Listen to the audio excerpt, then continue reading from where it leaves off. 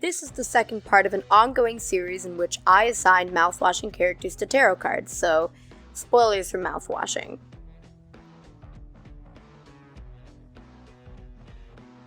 The first character I analyzed was Curly and explained how Curly was the Fool card. In this video we will talk about Anya and how she's represented by the Empress. Anya herself is a very interesting character who is purposefully made to be misunderstood by the game. Her personality is shown from the perspective of the main character Jimmy, who will be called Jimbo for the sake of this video. Why?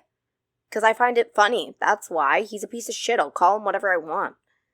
Jimbo is shown to be an unreliable narrator, so the only real glimpse we get of Anya's true personality is in the time we spend as Curly, as well as flavor text we find throughout the game. The Empress card itself talks about nurture, motherly tendencies, fertility, and being receptive to others. Reversed, it talks about the negative side of this, being too receptive and not practicing self-care.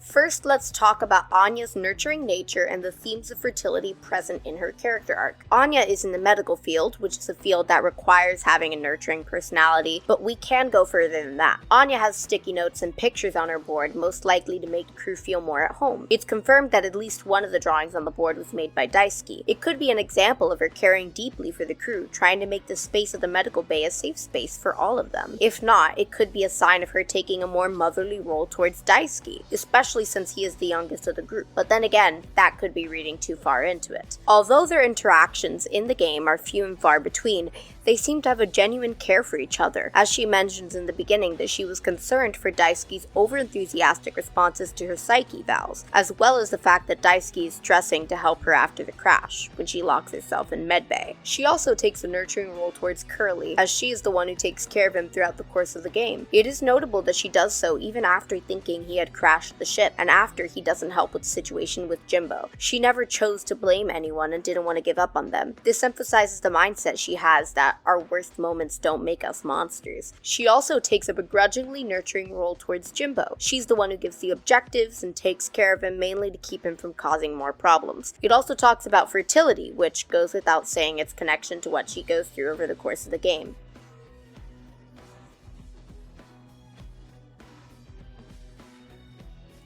The other part that I would like to talk about is the receiving of others' energy, or the receiving of things in general. Anya in the game is a receiver. She doesn't have much of an active role in her own story because the game mouthwashing is not her story. The game focuses on Jimbo, his actions, and his relationship with the rest of the cast. Everything from the sexual assault to the crash up until her death had all been done to her. The only action she truly took for herself was suicide, which is honestly heart-wrenching. During the parts leading up to her death, she focused so much on making sure that Jimbo wasn't a threat to her or the crew that she eventually gave in to the hopelessness. This is another thing that the card talks about, lack of self-care, self-preservation. She had to put up a mask around Jimbo, and right before she died, she took off that mask and had a genuine conversation about how she felt. This is a moment we can analyze to figure out more about her personality. Make no mistake, this isn't my worst moment.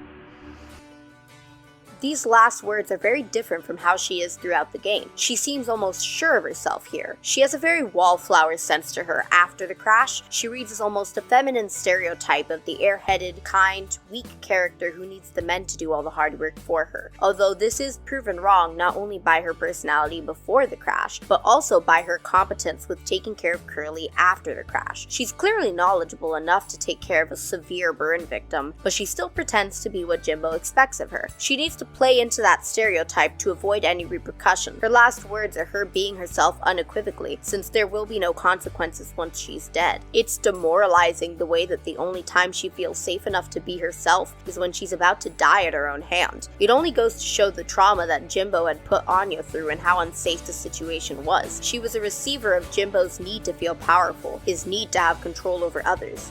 She was the Empress, always there for others, but not for herself.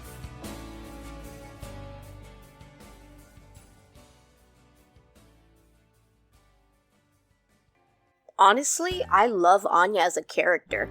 There's so many headcanons I had to hold back putting in this video. If anyone asks, I will gladly elaborate in the comments. She's honestly my second favorite character, number one being Swansea. He'll get a video as soon as I figure out what card he'll be, I'm unsure.